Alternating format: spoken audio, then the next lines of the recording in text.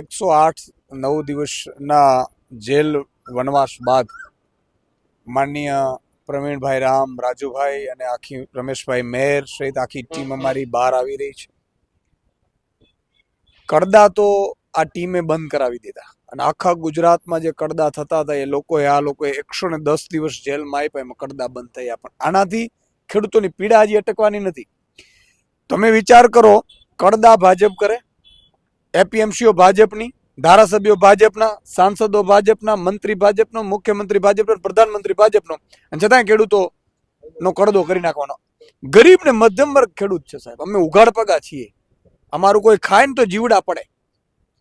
ભાજપ પણ નથી પડતા, ખબર નહીં કેમ. અને એ કડદા બંધ કરાવવા માટે રાજુભાઈ અને આખી અમારી આમ આદમી પાર્ટીની ટીમ જ્યારે ગઈ ત્યારે લેખિત આપવાની મનાઈ કરી. અમે તો કડદા ચાલુ રાખીશું, તમારે જે કરવું કરો, અમે કડદા ચાલુ રાખીશું. તો લેખિત તો નહીં મળે. આ અમારો ધંધો છે. ભાજપ આવું કીધેલું અમને, આ અમારો ધંધો છે, આના ઉપર તો અમારો રોટલો છે. ખેડૂતો આવે ને એને લૂંટીએ, અમે એને ચૂસીએ, લોહી ચૂસીએ, પછી અમારા નભે બધા.